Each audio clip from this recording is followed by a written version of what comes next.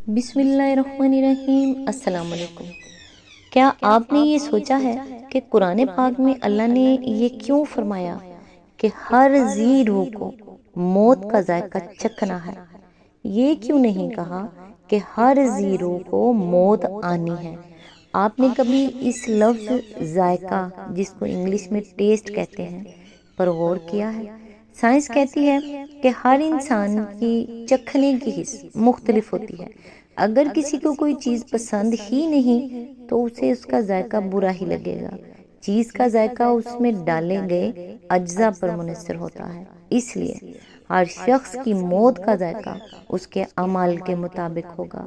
اس کا ذائقہ دوسروں کی موت سے مختلف ہوگا۔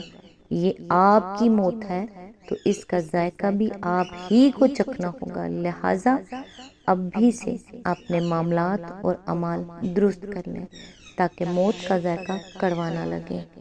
اللہ تعالیٰ سے دعا ہے، اے میرے اللہ، ہمت دیتے رہنا۔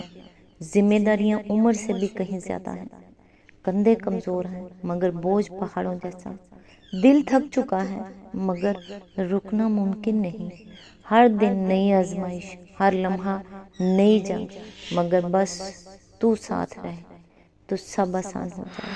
یا اللہ، قدم ڈگمگا بھی جائیں تو تھام لینا، حوصلے کمزور پڑیں تو حوصلہ دے دینا، کیونکہ زندگی کی راہیں آسان نہیں ہیں۔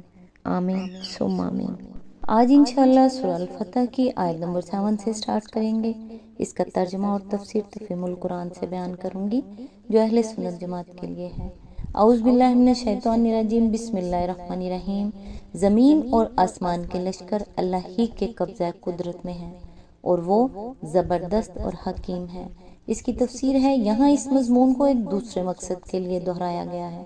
آیت نمبر 4 میں اسے اس غرض کے لیے بیان کیا گیا تھا کہ اللہ تعالیٰ نے کفار کے مقابلے میں لڑنے کا کام اپنے فوق الفطری لشکروں سے لینے کے بجائے مومن سے اس لیے لیا ہے کہ وہ ان کو نوازنا چاہتا ہے، اور یہاں اس مضمون کو دوبارہ اس لیے بیان کیا گیا ہے کہ اللہ تعالیٰ جس کو سزا دینا چاہے اس کی سرکوبی کے لیے وہ اپنے بے شمار لشکروں میں سے جس کو چاہے استعمال کر سکتا ہے۔ کسی میں یہ طاقت نہیں کہ اپنی تدبیروں سے وہ اس کی سزا کو ٹال سکیں۔ آیت نمبر 8، اے نبی، ہم نے تم کو شہادت دینے والا، بشارت دینے والا اور خبردار کر دینے والا بنا کر بھیجا ہے۔ اس کی تفسیر ہے، شاہ ولی اللہ صاحب نے شاہد کا ترجمہ اظہار حق کندہ فرمایا ہے اور دوسرے مترجمین اس کا ترجمہ گواہی دینے والا کرتے ہیں۔ شہادت کا لفظ ان دونوں مفہومات پر حاوی ہے۔ تشریح کے لیے ملاحظہ ہو تفہیم القرآن جلد 4، تفسیر سورہ احزاب آیت نمبر 82۔ اسی آیت کے ضمن میں تشریح کے لیے ملاحظہ ہو تفہیم القرآن جلد 4، تفسیر سورہ الاحزاب حاشیہ نمبر 83۔ آیت نمبر 9، تاکہ اے لوگو تم اللہ اور اس کے رسول پر ایمان لاؤ اور اس کا ساتھ دو، اس کی تعظیم و توقیر کرو اور صبح و شام اس کی تسبیح کرتے رہو۔ اس کی تفسیر ہے، بعض مفسرین تعزروہ توقروہ کی ضمیروں کا مرجع رسول اللہ صلی اللہ علیہ وآلہ وسلم کو اور تسبحوہ کی ضمیر کا مرجع اللہ تعالیٰ کو قرار دیا ہے۔ یعنی ان کے نزدیک آیت کا مطلب یہ ہے کہ تم رسول کا ساتھ دو اور اس کی تعظیم و توقیر کرو اور صبح شام اللہ کی تسبیح کرتے رہو۔ لیکن ایک ہی سلسلہ کلام میں ضمیروں کے دو الگ الگ مرجع قرار دینا جبکہ اس کے لیے کوئی قرینہ موجود نہیں ہے، درست نہیں معلوم ہوتا۔ اسی لیے مفسرین کے ایک دوسرے گروہ نے تمام ضمیروں کا مرجع اللہ تعالیٰ ہی کو قرار دیا ہے اور ان کے نزدیک عبارت کا مطلب یہ ہے کہ تم اللہ کا ساتھ دو، اس کی تعظیم و توقیر کرو اور صبح شام اس کی تسبیح کرتے رہو۔ صبح شام تسبیح کرنے سے مراد صرف صبح و شام ہی نہیں بلکہ ہمہ وقت تسبیح کرتے رہنا ہے۔ یہ ایسا ہی ہے جیسے ہم کہتے ہیں کہ فلاں بات کا شہرہ مشرق و مغرب میں پھیلا ہوا ہے، تو اس کا مطلب یہ نہیں ہوتا کہ صرف مشرق اور مغرب کے لوگ اس بات کو جانتے ہیں، بلکہ اس کا مطلب یہ ہوتا ہے کہ ساری دنیا میں اس کا چرچا ہو رہا ہے۔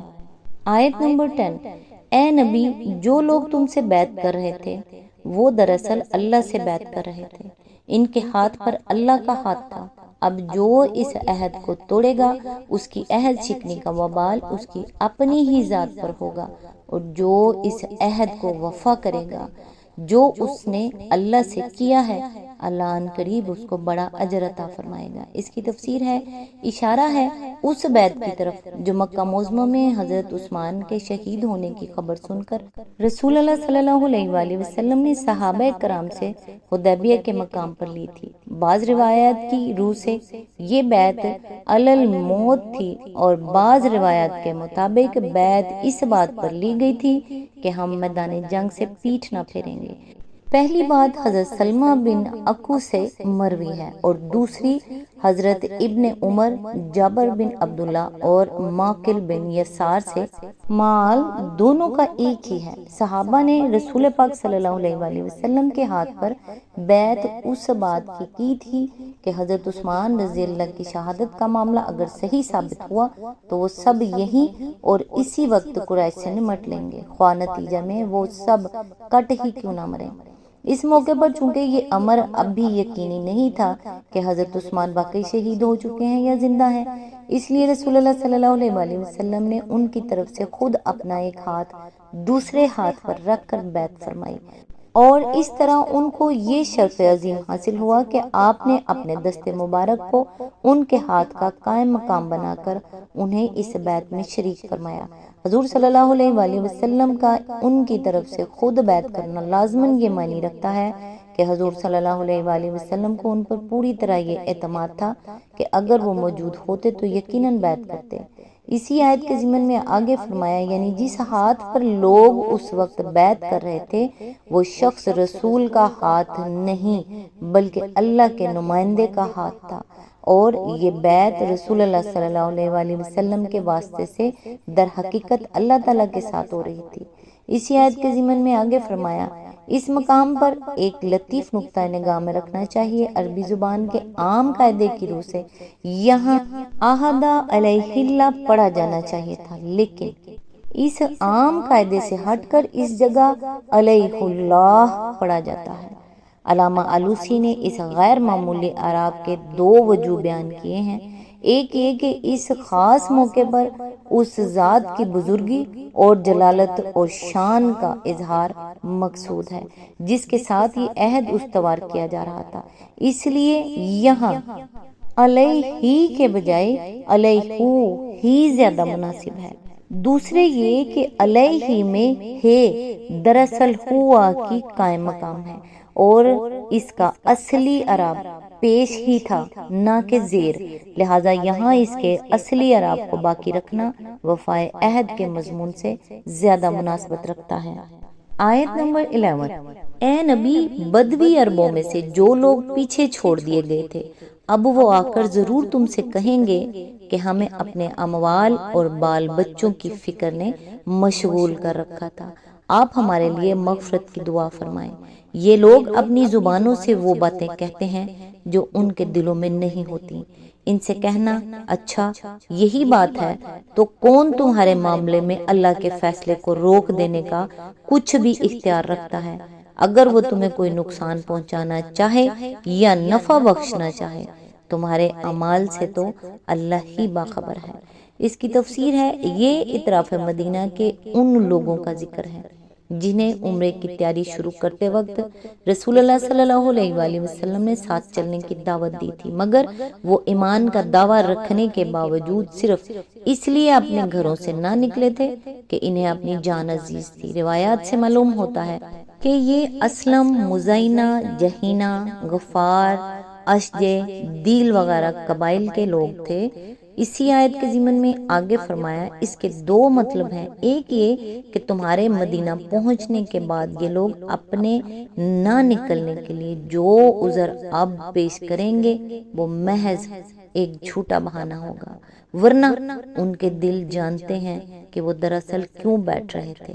دوسرے یہ کہ ان کا اللہ کے رسول سے دعائے مغفرت کی درخواست کرنا محض زبانی جمع خرچ ہوگا، اصل میں وہ نہ اپنی اس حرکت پر نادم ہیں، نہ انہیں یہ احساس ہے کہ انہوں نے رسول کا ساتھ نہ دے کر کسی گناہ کا ارتکاب کیا ہے، اور نہ ان کے دل میں مغفرت کی کوئی طلب ہے۔ اپنے نزدیک تو وہ یہ سمجھتے ہیں کہ انہوں نے اس خطرناک سفر پر نہ جا کر بڑی عقل مندی کی ہے۔ اگر انہیں واقعی اللہ اور اس کی مغفرت کی کوئی پرواہ ہوتی تو وہ گھر بیٹھے ہی کیوں رہتے۔ اسی آیت کے ضمن میں آگے فرمایا، یعنی اللہ کا فیصلہ تو اس علم کی بنا پر ہوگا جو وہ تمہارے عمل کی حقیقت کے متعلق رکھتا ہے۔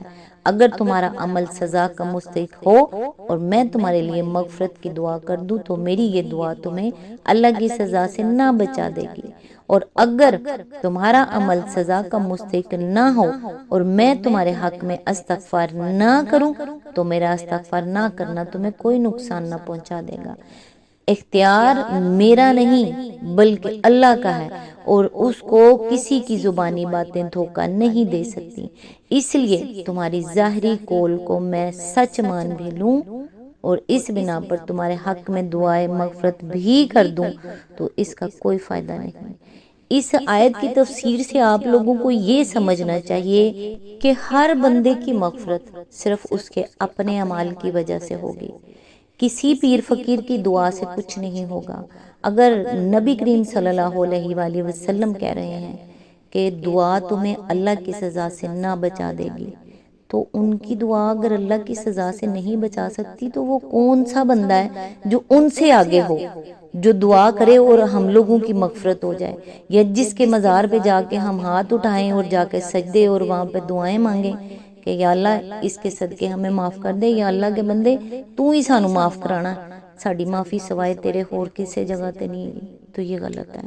اپنے آپ کو ٹھیک کریں، اور یہ سب بتانے کا مطلب بھی صرف یہ ہے کہ دیکھ لیں مغفرت صرف آپ کے اپنے ہاتھ میں اور اپنے اعمال میں، اپنے اعمال درست کریں۔ آج تک کے لیے بس اتنا ہی، نیکسٹ انشاءاللہ آیت نمبر 12 سے سٹارٹ کریں گے۔ تب تک کے لیے دعاؤں میں یاد رکھیے گا۔ اللہ حافظ۔